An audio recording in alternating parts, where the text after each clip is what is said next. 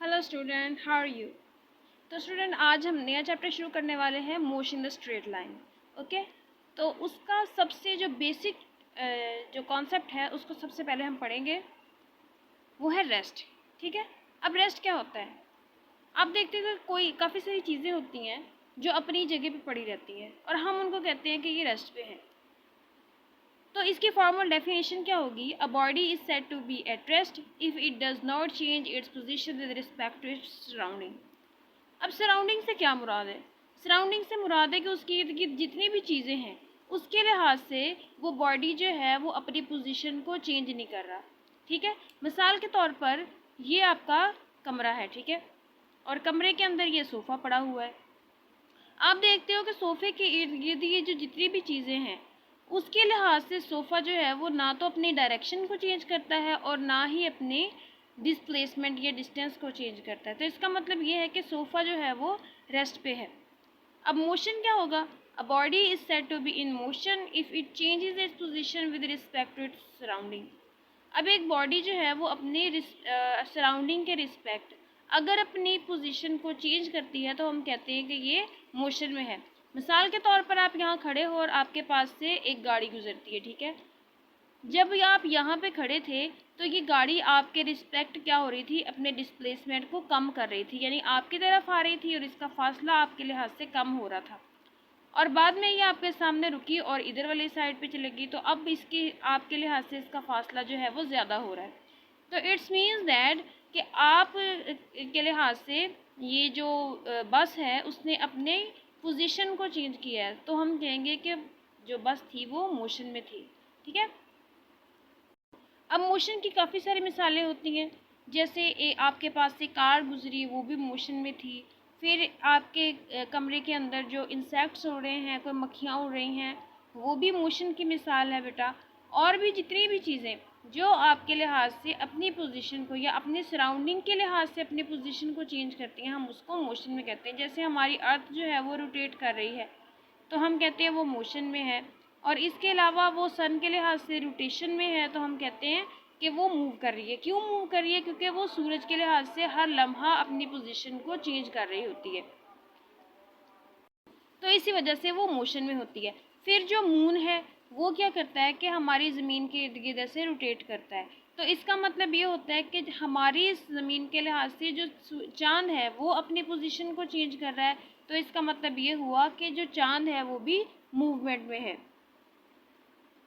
जब भी आप गाड़ी में जाते हो तो आपको लगता है कि जो चीज़ें हैं वो पीछे की तरफ मूव कर रही हैं, तो फिर आपको वो चीज़ें मूवमेंट में लगती हैं। तो अब ये मोशन की आपने मिसालें पढ़ लें।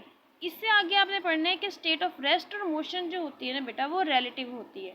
इसका मतलब ये है कि कोई भी चीज़ जो होती है ना, अगर वो रेस्ट पे है या कोई चीज़ जो है वो मोशन पे है, वो डिपेंड इस बात पे करता है कि वो आप किस जगह पे खड़े होकर उसको देख रहे हो, ठीक है, किस फ्रेम ऑफ रेफरेंस में आप उसको मेजर कर रहे हो।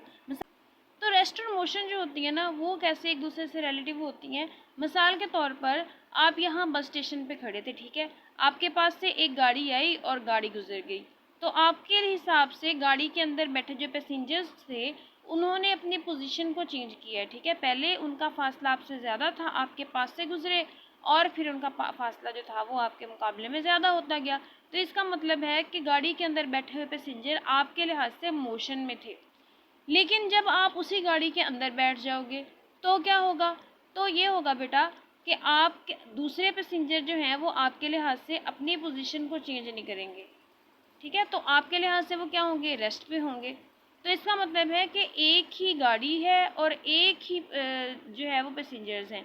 अगर आप उनको बाहर से खड़े होकर देखोगे तो फिर वो आपके लिए क्या है, वो आपके लिए मोशन में है, और अगर आप उनको अंदर से देखोगे तो फिर आपके लिए वो रेस्ट पे हैं। तो इसका मतलब यही है कि डिपेंड करता है कि आप किसी चीज़ को किस फ्रेम ऑफ रेफरेंस से देख रहे हो, ठीक है। अब इसकी एक और एग्जांपल दे देते हैं। देखो, ये है आपके कमरे का सोफ़ा, ठीक है, और आप इसको देखते हो तो आपके लिए ये रेस्ट पे पड़ा है। क्यों, क्योंकि आपके घर की जितनी भी चीज़ें हैं उन सब के लिए ये रेस्ट पे है, ठीक है। अब ऐसा होता है कि आप इसको, यानी यहाँ पे ये आपकी ज़मीन है, ठीक है, और आप इसको यहाँ मून पे बैठकर ऑब्जर्व करते हो। ठीक है। तो अगर आप यहाँ पे मून पे बैठे हो, ठीक है, और यहाँ पे बैठकर आप इस सोफ़े को ऑब्ज़र्व कर रहे हो, तो आपको पता चलेगा कि ज़मीन जो थी वो रोटेट कर रही थी और इसके साथ साथ ये सोफ़ा जो था ये भी मूव कर रहा था। तो हमें फिर पता चलता है कि जब आप ज़मीन के ऊपर बैठकर इस सोफ़े को ऑब्ज़र्व कर रहे थे तब आपको ये रेस्ट पे नज़र आ रहा था, लेकिन जैसे ही आप यहाँ से उठ के मून पे गए और वहाँ पे बैठ के आपने इसको ऑब्ज़र्व किया तो फिर आपको पता चला कि जो ज़मीन की रोटेशन है उसकी वजह से ये सोफ़ा भी रोटेट कर रहा है और अब आपको ये सोफ़ा मूवमेंट में नज़र आ रहा है। तो इसका मतलब ये है कि कोई भी चीज़ एब्सोल्यूट रेस्ट पे या एब्सोल्यूट मोशन में नहीं होती, बस डिपेंड इस बात पे करता है कि आप उसको किस फ्रेम ऑफ रेफरेंस में जाके देख सकते हो। ठीक है, इज इट क्लियर? ओके, तो let's move forward to the next topic. वो है हमारा डिस्टेंस या फिर जिसको हम पाथ लेंथ कहते हैं। अब डिस्टेंस समझने के लिए ना बेटा आप एक चीज़ को गौर करो, ठीक है। समझो ये है आपका घर और ये है आपका स्कूल। अब आपने घर से स्कूल पे जाना है, ठीक है। मिसाल के तौर पर समझो कि भी आप तो इतने अच्छे बच्चे नहीं हो, सही है। अब आप यहाँ से क्या करते हो कि आपके घर वाले कहते हैं कि आप स्कूल पे जाओ, लेकिन आप क्या करते हो, यहाँ से जाते हो किसी दोस्त के घर अपने, ठीक है। दोस्त के घर गए, दोस्त के घर से जाने के बाद आप यहाँ पे किसी केक वाली शॉप पे चले गए, ठीक है। वहाँ से केक शेक खाया और उसको खाने के बाद आप यहाँ दोबारा अपने स्कूल में आ गए, ठीक है। तो अब जब आप स्कूल में आए तो आपका डिस्टेंस कितना बना, ये पूरा का पूरा जो लेंथ है जिसको आपने कवर किया है ये पूरे का पूरा आपका डिस्टेंस होता है, ठीक है। अब डिस्टेंस का मतलब ये होता है कि आपने जितने भी पाथ को कवर किया है, ठीक है, उसकी लेंथ कितनी थी। ये आपको इस बात से, डिस्टेंस का इस बात से कोई लेना देना नहीं होता कि आपने किस डायरेक्शन में सफ़र किया और आपने कहाँ से कहाँ तक जाने के लिए कितना सफ़र किया, ठीक है। यानी इसका मतलब ये है कि जितना आपने पाथ अटेन किया है ना उस पूरे पाथ की लेंथ जो होती है उसको आप डिस्टेंस कहते हो या फिर पाथ लेंथ कहते हो। अब चूंकि इसमें डायरेक्शन कोई नहीं होती, ठीक है, तो इसका मतलब ये है कि ये स्केलर क्वांटिटी है और इसके यूनिट्स जो होते हैं वो मीटर होते हैं। यानी अगर आप इसकी डेफिनेशन पढ़ो तो length of path between 2 point is called distance और पाथ लेंथ। तो इसका मतलब है कि डिस्टेंस किस बात पे डिपेंड करता है, इस बात पे डिपेंड करता है कि आपने एक पॉइंट तक से दूसरे पॉइंट तक जाने के लिए कौन सा रास्ता इख्तियार किया। ओके, अब आपने डिस्टेंस तो देख लिया, ठीक है। अब आपने डिस्प्लेसमेंट देखना है, ठीक है। तो डिस्प्लेसमेंट क्या होता है, मिसाल के तौर पर बच्चों ये देखो, ये है आपका घर, ठीक है, और ये है आपका स्कूल, सही है। तो इस घर से स्कूल तक का जो सबसे कम रास्ता होगा, ठीक है, जितना शॉर्टकट होगा, सिंपल शॉर्टकट जो होगा सबसे, वो इसका यानी सबसे शॉर्टेस्ट डिस्टेंस जो होगा वो इसका डिस्प्लेसमेंट कहलाएगा। अब बेशक आप जहाँ मर्जी जाओ, ठीक है, अगर मैं बहुत अच्छी बच्ची हूँ, ठीक है, तो मैं स्कूल से निकली और सीधी घर गई और घर से निकली सीधी स्कूल गई, तो फिर ये क्या होगा, डिस्प्लेसमेंट। अब डिस्प्लेसमेंट का क्या मकसद होता है, डिस्प्लेसमेंट आपको बताता है कि आपकी इनिशियल पोजीशन कितनी थी और आपकी फाइनल पोजीशन कौन सी थी और उन दोनों को एक स्ट्रेट लाइन से ज्वाइन कर देता है, ठीक है। मेरी इनिशियल पॉइंट ये पोजीशन ये वाली थी और मेरी फाइनल पोजीशन ये वाली थी, चाहे मैं कहीं से भी घूम के आई हूँ, चाहे मैं यहाँ से घूम के आई हूँ, चाहे मैं यहाँ से घूम के आई हूँ, बस उसने क्या देखना है कि मेरी इनिशियल पोजीशन कौन सी थी, मेरी फाइनल पोजीशन कौन सी थी, और आप उसने क्या करना है कि इस पूरी दोनों पोजीशन को स्ट्रेट लाइन से ज्वाइन कर देना है और यही इसका सबसे स्मॉलेस्ट डिस्टेंस होगा और इसी को हम क्या कहते हैं, डिस्प्लेसमेंट कहते हैं। अब डिस्प्लेसमेंट जो होता है ना इसकी एक डायरेक्शन होती है, यानी एक तो आपको ये बताता है कि इनिशियल और फाइनल पोजीशन में शॉर्टेस्ट डिस्टेंस कितना है और दूसरा आपको ये भी बताता है कि आपने किस डायरेक्शन में सफ़र किया। यानी अगर मैं स्कूल से घर में गई हूँ तो फिर मेरी डायरेक्शन जो होगी वो ये वाली होगी, ठीक है। तो अब चूंकि ये आपको डायरेक्शन के बारे में बताता है तो ये क्या होगी, वेक्टर क्वांटिटी होगी। The shortest distance of between 2 points is called displacement, ठीक है। अब ये इनिशियल और फाइनल पोजीशन पे डिपेंड करता है। फिर ये एक वेक्टर क्वांटिटी है क्योंकि इसकी डायरेक्शन होती है और इसके यूनिट्स भी, जिससे डिस्टेंस के यूनिट मीटर्स होते हैं, इसके भी मीटर्स ही होते हैं। अब यहाँ पे देखो बेटा, यहाँ पे आपके पास 2 पॉइंट्स हैं, ठीक है। समझो ये आपका स्कूल है, ठीक है, और ये आपका घर है। आपने इन दोनों के दरमियान में क्या फाइंड करना है, डिस्प्लेसमेंट फाइंड करना है। ठीक है, इसको हम एस कह देते हैं और ये इसको हम एच कह देते हैं। ठीक है, तो आपको पता है कि आपने ये 2 पॉइंट्स जो होते हैं, हम उनका अगर पोजीशन वेक्टर लेना हो तो हम क्या करते होते हैं, इसको भी ओरिजिन से जोड़ देते हैं। ठीक है, तो ये आपके पास क्या हो जाएगा R1, और इसको भी ओरिजिन से जोड़ देते हैं, ये आपके पास हो जाएगा R2। ठीक है, इसकी डायरेक्शन ये वाली, इसकी डायरेक्शन ये वाली। अब आपने क्या फाइंड करना है, स्कूल से होम तक का डिस्प्लेसमेंट, तो आप इन दोनों को स्ट्रेट लाइन से जोड़ दोगे। ठीक है, अब हेड टू टेल रूल के मुताबिक क्या होता है, पहला वेक्टर अगर आप इसको डी बोल दो, ठीक है, पहला वेक्टर, और पहले वेक्टर के साथ जिस वेक्टर की टेल है वो वाला vector plus equal to this resultant vector. अब आपने तो डिस्प्लेसमेंट लेना है, तो R1 जाके इधर माइनस हो जाएगा, तो बच्चों आपके पास डिस्प्लेसमेंट बच जाएगा R2 माइनस R1। ठीक है, ये आपके पास डिस्प्लेसमेंट का फार्मूला है। ठीक है,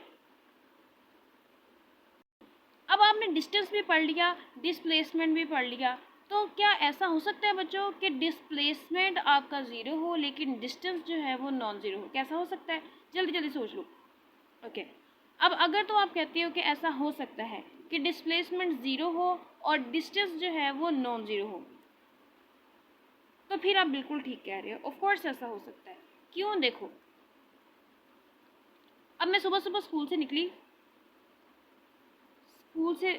घर से निकली और मैं गई स्कूल। ठीक है, और स्कूल गई तो मुझे पता चला कि स्कूल से तो छुट्टी है, तो मैं नीचे वापस आ गई। ठीक है, अब मैंने पहले यहाँ से यहाँ तक का फासला कवर किया, समझो 1 किलोमीटर। ठीक है, और यहाँ से यहाँ का फासला फिर 1 किलोमीटर, तो मेरा टोटल डिस्टेंस कितना होगा? क्योंकि डिस्टेंस जो होता है वो किस बात पे डिपेंड करता है कि मैंने पाथ कितना लिया। पहले मैं यहाँ से आई और यहाँ पे आई। ठीक है, तो ये टोटल मेरा पाथ होगा, यानी 1 किलोमीटर जाने का, 1 किलोमीटर वापस आने का, तो मेरा टोटल डिस्टेंस कितना होगा?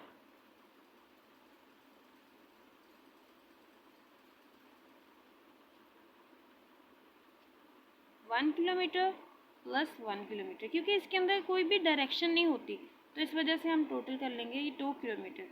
ठीक है, लेकिन अगर आप डिस्प्लेसमेंट देखो तो डिस्प्लेसमेंट क्या होता है, उसकी डायरेक्शन होती है। ठीक है, अब ये क्या है, आपके पास एंटी पैरेलल वेक्टर्स हैं, इक्वल एंड ऑपोजिट वेक्टर्स हैं। आपको पता है इक्वल एंड ऑपोजिट वेक्टर्स को जमा करो तो आंसर आपके पास क्या आता है, 0 आता है। तो टोटल डिस्प्लेसमेंट कितना होगा,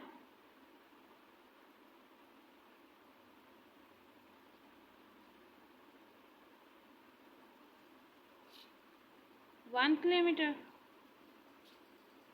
प्लस, अब अगर मैं इसको, ये क्योंकि पॉजिटिव एक्स डायरेक्शन में है, इसको अगर मैं 1 किलोमीटर लूँगी तो ये जो नीचे वाला है इसको हम, क्योंकि ये नेगेटिव एक्स डायरेक्शन में है, तो इसको हम -1 किलोमीटर लेंगे, तो प्लस माइनस माइनस हो गया।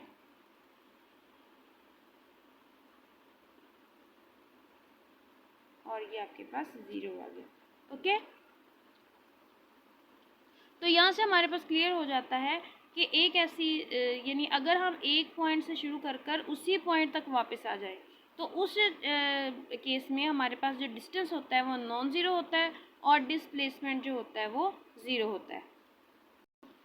तो डिस्टेंस और डिस्प्लेसमेंट आप लोगों ने देख लिया। अब हमने जो डिस्कस करना है वो है स्पीड। ठीक है, स्पीड क्या होती है, देखो आप देखो, यहाँ से आपने 200 किलोमीटर का फासला तय करना है। ठीक है, यहाँ से लेकर यहाँ तक।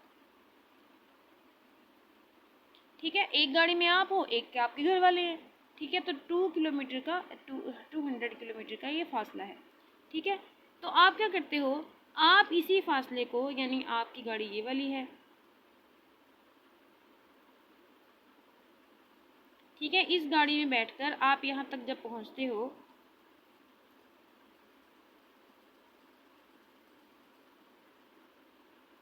ठीक है, तो आपको लगते हैं 2 आवर्स। ठीक है, और इस दूसरी गाड़ी में आपके घर वाले हैं,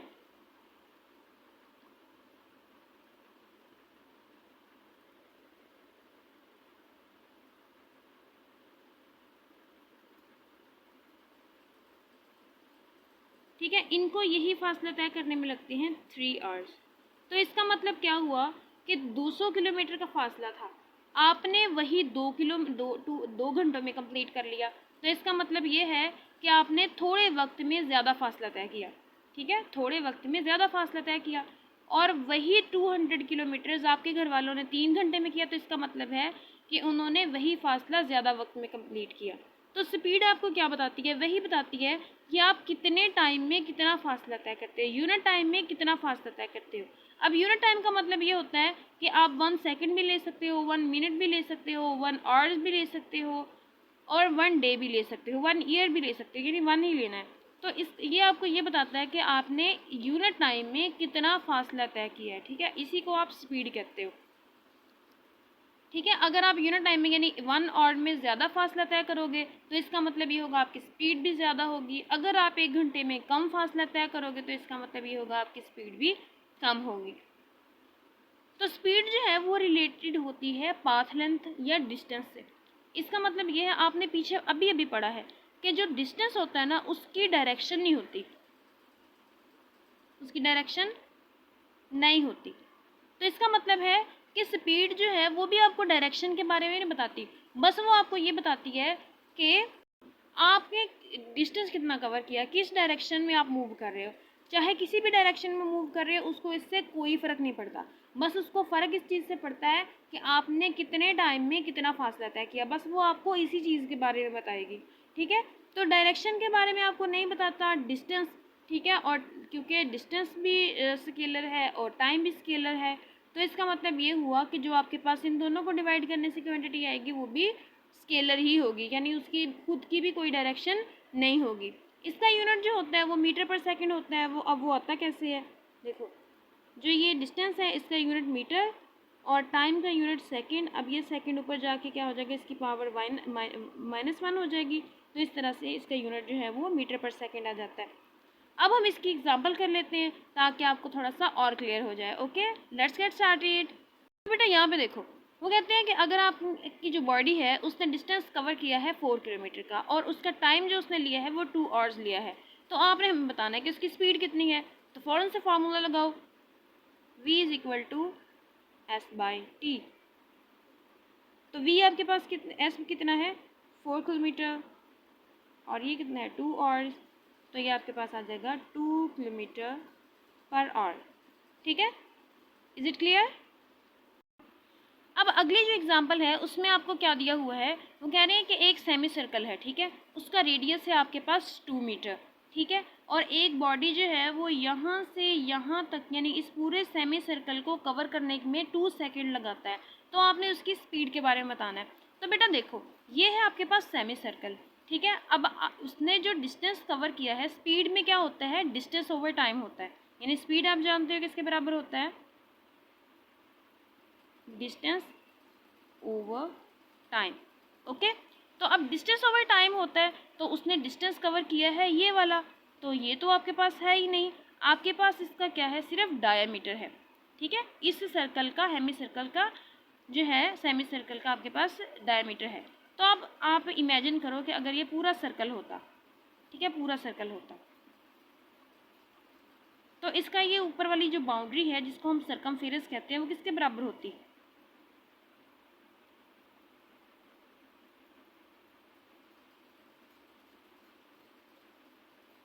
सर्कमफेरेंस किसके बराबर होती, ये बराबर होती 2 पाई आर के। ओके, यानी पूरे सर्कल की, इस पूरे सर्कल की 2 पाई आर के बराबर होती। अब आपके पास पूरा सर्कल नहीं है, अब आपके पास कितना सर्कल है, आधा सर्कल है। ठीक है, तो अब आप इसको क्या करोगे, 2 पे डिवाइड कर दोगे।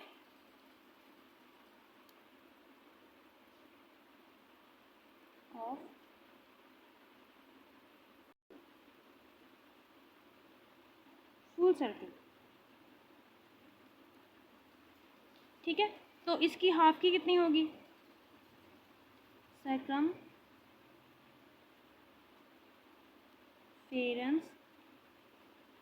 ऑफ हाफ सर्कल, या जिसको हम सेमी सर्कल बोलते हैं, तो वो 2 पाई आर बाई 2 के बराबर होगी, यानी पाई आर के बराबर होगी। सही है, ये आपके पास क्या आ गया, आपका ये अब आपके पास आ गया आपका डिस्टेंस, ठीक है, पाई आर। लेकिन आपके पास यहाँ पे क्या है, आर तो नहीं है, आपके पास तो डायमीटर है, ठीक है। तो आप यहाँ पे क्या लगा सकते हो, पाई d/2, ठीक है। ये आपके पास डिस्टेंस आ गया है। अब हम यहाँ पे बाकी वाला कर लेते हैं। तो डिस्टेंस आपके पास है पाई, डी है आपके पास 2/2, यानी डिस्टेंस आपके पास आ जाएगा सिर्फ पाई, यानी 22/7।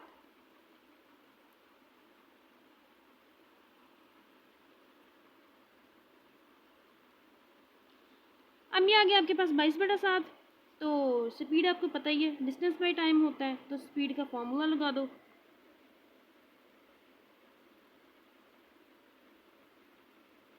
थ्री 3.14 बाई टाइम है आपके पास 2 सेकेंड।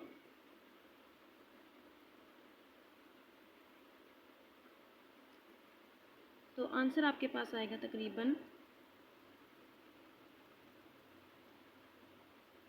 मीटर पर सेकेंड 1.57। अब हम अगला क्वेश्चन कर लेते हैं। अब देखो यहाँ पे आपको क्या दिया हुआ है, स्पीड दी हुई है और उसके साथ डिस्टेंस दिया हुआ है, टाइम नहीं दिया हुआ। तो आप कैसे फाइंड कर सकते हो, जल्दी सोच लो, कौन सा फार्मूला लगाओगे? जी बिल्कुल, v=s/t लगाओगे। अब चूँकि आपके पास स्पीड भी दी हुई है, स्पीड है आपके पास 3 मीटर पर सेकेंड, एस जो है वो भी है 5 मीटर, और टी आपको चाहिए, ठीक है। तो टी आपका इधर आ जाएगा, क्योंकि आपने टी फाइंड करना है, और ये इधर आ जाएगा, तो ये आपके पास क्या हो जाएगा, t 5 मीटर ओवर 3 मीटर पर सेकेंड। तो ये मीटर से मीटर कैंसिल आउट हो जाएगा,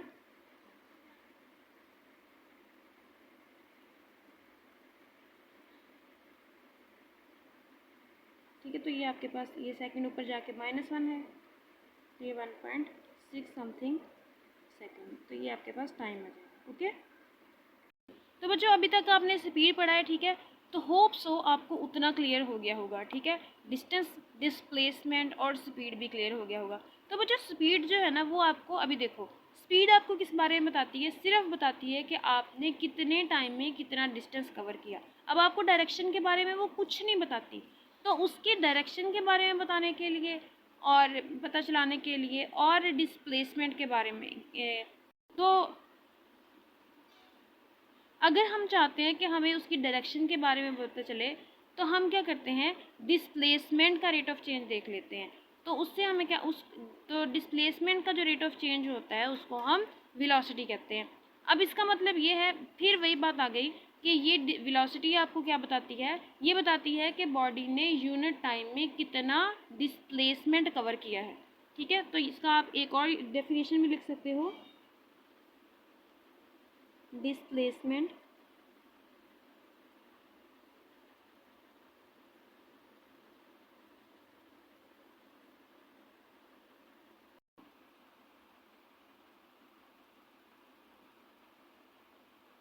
यूनिट है, ठीक है। तो इसकी दो डेफिनेशंस आप कर सकते हो, एक आप ये भी लिख सकते हो कि rate of change of displacement of a body, और दूसरा कर सकते हो displacement covered by body in unit time, ठीक है। अब डिस्प्लेसमेंट चूँकि एक वेक्टर क्वांटिटी है, तो वेलोसिटी जो है वो भी वेक्टर क्वांटिटी है।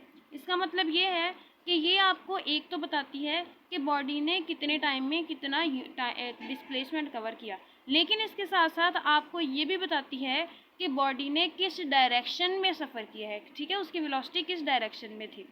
अब इसका जो फार्मूला है डिस्प्लेसमेंट ओवर टाइम होता है, ठीक है, और इसका यूनिट भी मीटर पर सेकंड ही होता है। अब इसको क्लियर करने के लिए हम क्या करते हैं, एक और एग्जांपल कर लेते हैं। जैसे यहाँ पे आपको डिस्टेंस दिया हुआ है, जी डिस्प्लेसमेंट दिया हुआ है 2 मीटर और टाइम दिया हुआ है 2 सेकेंड। तो वेलोसिटी आपने फाइंड करनी है, वो आपको पता है डिस्प्लेसमेंट ओवर टाइम होती है, वेलोसिटी भी वेक्टर होती है, तो इस वजह से हम इसके ऊपर एरो पुट करेंगे। तो डिस्प्लेसमेंट है 2 मीटर, टाइम भी है 2 सेकेंड, और ये आपके पास क्या हो जाएगा 1 मीटर पर सेकेंड। अब 1 मीटर पर सेकेंड का मतलब ये है कि बॉडी जो है वो 1 सेकंड में 1 मीटर फासला तय करती है, ठीक है। अगर यहाँ पे 2 मीटर पर सेकंड होता तो इसका मतलब ये होता कि बॉडी जो है वो 2 मीटर फासला 1 सेकंड में कवर करती है। अगर यहाँ पे 5 मीटर पर सेकंड होता तो हम कहते हैं कि 1 सेकंड में बॉडी 5 मीटर फासला तय करती है, ठीक है। अगर यहाँ पे समझो 10 किलोमीटर पर आवर आ जाता है तो इसका मतलब ये है कि 1 घंटे में बॉडी जो है वो 10 किलोमीटर फासला तय करती है, ठीक है। अब इस यूनिट की आपको समझ आ गई कि इस यूनिट का मतलब क्या होता है। 1 मीटर पर सेकंड का मतलब ये होता है कि 1 सेकंड में 1 मीटर फासला। 10 किलोमीटर पर आवर का मतलब क्या होता है, 1 घंटे में 10 किलोमीटर फासला। 55 मीटर पर सेकंड, इसका मतलब है कि 1 सेकंड में 55 मीटर फासला। जैसे हमें पता है कि लाइट की स्पीड जो होती है वो 3.8 मल्टीप्लाई बाई 10⁻⁸ मीटर पर सेकंड होती है। तो इसका मतलब क्या होता है कि 1 सेकंड में लाइट इतना फासला तय करती है, सही है। Is it clear? तो बच्चों आपने ना अभी स्पीड भी पढ़ लिया और वेलोसिटी भी पढ़ लिया, ठीक है, और उसका फार्मूला भी पढ़ लिया। तो अब हमने फिर से ये केस देखना है कि क्या ऐसा हो सकता है कि स्पीड नॉन ज़ीरो हो लेकिन वेलोसिटी ज़ीरो हो, ठीक है। अब अगर ऐसा केस होगा तो क्या होगा कि देखो, अगर आप यहाँ से स्कूल से होम जाते हो, ठीक है, और घर से दोबारा स्कूल में आते हो, ठीक है, तो इस तरह से जैसे आपने पीछे अभी अभी देखा, तो इस तरह से जो डिस्प्लेसमेंट होगा वो आपका कितना होगा, ज़ीरो होगा, ठीक है। मिसाल के तौर पर ये आपका 2 किलोमीटर है, ठीक है, तो ये 2 किलोमीटर आने का, सही है। और आपने इसमें जो टाइम लिया है समझो आने और जाने में, यानी जाने में कितना टाइम लिया है आपने, समझो 10 मिनट आपने जाने में लिए हैं, 10 मिनट आपने आने में लिए हैं, तो आपके टोटल जो होंगे वो कितने हो जाएंगे, 20 मिनट। तो अब आपने जी इसकी, तो अब आपका ये डिस्टेंस हो गया 4 किलोमीटर और जो आपने टाइम लिया है वो कितना है, 20 मिनट। तो अगर आप स्पीड फाइंड करोगे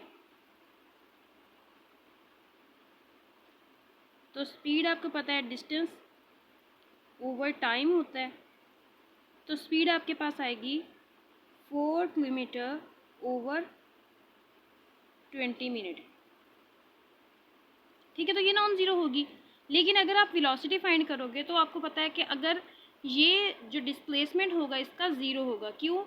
क्योंकि आपकी इनिशियल पोजीशन भी यही है और वापस भी आप उसी पॉइंट पे आए हो, यानी फाइनल पोजीशन भी आपकी वही है। तो पीछे अभी आपने ये समझा है कि अगर आपकी इनिशियल पोजीशन और फाइनल पोजीशन सेम हो, यानी एक पॉइंट से शुरू करके अगर आप उसी पॉइंट पे वापस आ जाओ तो वहाँ पे आपका डिस्प्लेसमेंट जो होता है वो ज़ीरो होता है। तो यहाँ पे डिस्प्लेसमेंट आपका कितना हो जाएगा, ज़ीरो। तो वेलोसिटी आपको पता है किसके बराबर होती है, डिस्प्लेसमेंट ओवर टाइम के। तो डिस्प्लेसमेंट ज़ीरो ओवर 20 मिनट, तो ये आपके पास कितना हो जाएगा, ज़ीरो, ठीक है। तो इसका मतलब ये है कि इस केस के अंदर अगर आपका जो बॉडी है वो एक ही पॉइंट से शुरू कर उसी पॉइंट पे वापस आ जाए तो तब आपकी जो स्पीड होती है वो नॉन ज़ीरो होती है, जबकि वेलोसिटी जो होती है वो ज़ीरो होती है। तो बच्चों अब आपने देखना है टाइप्स ऑफ वेलोसिटी कौन सी होती हैं। टाइप्स ऑफ 3 तरह की वेलोसिटीज़ होती हैं, ठीक है। एक होती है यूनिफॉर्म वेलोसिटी, दूसरी होती है वेरिएबल वेलोसिटी और तीसरी होती है इंस्टेंटेनियस वेलोसिटी, ठीक है। तो यूनिफॉर्म वेलोसिटी क्या होती है, यूनिफॉर्म नाम से जाहिर है, इसका मतलब है एक जैसी वेलोसिटी, यानी आपका बॉडी जो है वो इक्वल टाइम में इक्वल ही फासला तय कर रहा है। यानी अगर उसने पहले 5 सेकंड में 2 मीटर फासला तय किया है, ठीक है, तो अगले 5 सेकंड में भी वो 2 मीटर फासला ही तय करेगा, ठीक है। अब अगले उससे 5 सेकंड में भी 2 मीटर फासला तय करेगा यहाँ पे, और उससे अगले में भी 2, यानी टाइम के आपने इंटरवल बराबर लिए हैं, 5-5 के लिए हैं, और ये फासला जो है वो भी, यानी डिस्प्लेसमेंट जो है वो भी बराबर ही ले रहे हो। तो जब आप इन पॉइंट्स को ज्वाइन करोगे तो आपके पास ये स्ट्रेट लाइन बन जाएगी, ठीक है। तो ये स्ट्रेट लाइन बताती है आपको कि आपका बॉडी जो है वो यूनिफॉर्म वेलोसिटी से मूव कर रहा है, यानी अगर टाइम के इंटरवल्स भी आपने इक्वल लिए और डिस्प्लेसमेंट भी उसने इक्वल किया, यानी पहले 5 में उसने 2 किया, अगले 5 में भी 2 किया, अगले 5 सेकंड में भी 2 मीटर फासला तय किया, तो इसका मतलब क्या है कि टाइम के इंटरवल्स भी आपस में इक्वल हैं और जो इंटरवल्स में फासला तय हो रहा है, डिस्प्लेसमेंट कवर हो रहा है, वो भी बराबर है। तो इस तरह की वेलोसिटी जो होती है वो यूनिफॉर्म वेलोसिटी होती है। तो इसकी डेफिनेशन क्या होगी? If a body covers equal displacement in equal intervals of time it is said to be in uniform velocity. इसमें क्या होता है कि अगर टाइम के इंटरवल, फिर वही बात आ गई कि आपने बराबर बराबर लिए हैं, चलो आपने दो मिनट के ले लिए हैं, तो अगर आपके बॉडी ने पहले 2 मिनट में 4 मीटर फासला तय किया है तो अगले 2 मिनट में भी 4 मीटर फासला तय करेगा, उससे अगले 2 मिनट में भी 4 मीटर फासला तय करेगा और इसी तरह वो अपना डिस्प्लेसमेंट जो होगा वो कवर करता जाएगा। तो इस तरह की जो वेलोसिटी होती है उसको हम यूनिफॉर्म वेलोसिटी कहते हैं। अब आगे आ जाता है वेरिएबल वेलोसिटी क्या होती है। ठीक है, वेरिएबल वेलोसिटी के लिए हम पहले इस ग्राफ को देखते हैं। ठीक है, इस ग्राफ में है, देखो इमेजिन करो कि पहले 5 सेकंड में आपका बॉडी जो है वो 2 मीटर फासला तय करता है, फिर उससे अगले 5 सेकंड में समझो वो 6 मीटर फासला तय कर लेता है। ठीक है, बनाओगे तो वो कुछ आपको इस तरह की मिलेगी। ठीक है, ये वाली कर्व। ठीक है, तो ये आपको बताता है कि आपका बॉडी जो है वो वेरिएबल वेलोसिटी में है, यानी इसका मतलब ये है कि टाइम के जो इंटरवल्स हैं आपने अभी भी इक्वल लिए हैं, लेकिन अभी जो डिस्प्लेसमेंट कवर हो रहा है वो इक्वल नहीं है। कभी वो 2 सेकंड में 2 मीटर फासला तय करता है, कभी वो 2 मिनट में, कभी वो पहले 5 मिनट में वो कितना करता है, अगले 5 में कुछ और करता है, अगले 5 में कुछ और करता है। तो इसका मतलब ये है कि ये जो वेलोसिटी है वो इक्वल इंटरवल ऑफ टाइम में इक्वल नहीं है, तो हम इसको वेरिएबल वेलोसिटी कहते हैं। अब अगला जो टॉपिक है ना वो है इंस्टेंटेनियस वेलोसिटी का। ठीक है, इंस्टेंटेनियस वेलोसिटी क्या होती है? नाम से जाहिर है कि किसी भी बॉडी जो मूव कर रहा है किसी ख़ास लम्हे में, किसी ख़ास इंस्टेंट पे जो उसकी वेलोसिटी होती है उसको हम इंस्टेंटेनियस वेलोसिटी कहते हैं। Velocity of body at specific instant is called instantaneous velocity. ठीक है, इमेजिन करो कि आपका जो बॉडी है वो मूव कर रहा है और उसका ग्राफ जो है वो कुछ इस तरह का आता है, डिस्टेंस टाइम ग्राफ। ओके, तो आपने क्या करना है, आप चाहते हो कि हमें पता चले कि 5वें सेकंड पर आपका बॉडी जो था उसकी वेलोसिटी कितनी थी। ठीक है, तो ग्राफ से तो आप कैसे कर सकते हो, यहाँ से इसका स्लोप लेके फाइंड कर सकते हो। ठीक है, अब फार्मूला के ज़रिए भी आप फाइंड कर सकते हो, कैसे? ठीक है, उसके लिए हम इसका पहले देखते हैं कि इंस्टेंटेनियस वेलोसिटी क्या होती है। तो velocity of a body at specific instant is called instantaneous velocity, और इसका जो फार्मूला होता है वो V instant is equal to limit del T approach करें ज़ीरो को और del D by del T. इसका मतलब क्या है? इस लिमिट का मतलब ये है कि जो चेंज इन आपने जो डिस्प्लेसमेंट का इंटरवल लेना है वो इतना छोटा लेना है कि उसका आंसर तकरीबन ज़ीरो आए। ठीक है, यानी डेल टी जो है वो आपका ऑलमोस्ट ज़ीरो आना चाहिए, यानी इतना छोटा होना चाहिए। यानी अगर आपने, और डेल डी जो है वो बराबर है d2 माइनस d1 के, और डेल्टा टी बराबर है t2 माइनस t1 के। अब मिसाल के तौर पर हम यहाँ पे एग्जांपल करते हैं कि आप देखते हो आपने फाइंड करनी है velocity of body at 5th second of body at 5th second. ठीक है, तो उसके लिए आप t1 कितना लोगे? t1 आप क्या लोगे, क्योंकि 5 है तो 4 ले लो, और t2 कितना ले लो, चलो आप ऐसा करो 4.5 ले लो। ठीक है, यानी आपने इसके अंदर दोनों यानी t1 और t2 के दरमियान में फासला, वक्फा जो है वो बहुत कम रखना है। ठीक है, तो आप चाहो, सॉरी ये 5.5 है। ठीक है, क्योंकि आप 5th सेकंड पे लेना चाहते हो। तो यहाँ पे देखो, जब आपका बॉडी 4 पे था तो उसका डिस्प्लेसमेंट कितना था?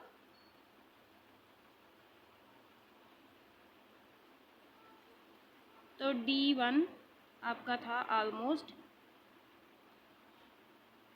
4.5। ठीक है, और t2 आपने लिया है, ये 4 है, यहाँ पे तकरीबन 5 होगा, अब 5.5 यहाँ पे होगा। तो यहाँ पे आपके बॉडी का डिस्प्लेसमेंट कितना है, यानी ऑलमोस्ट 5.5 है।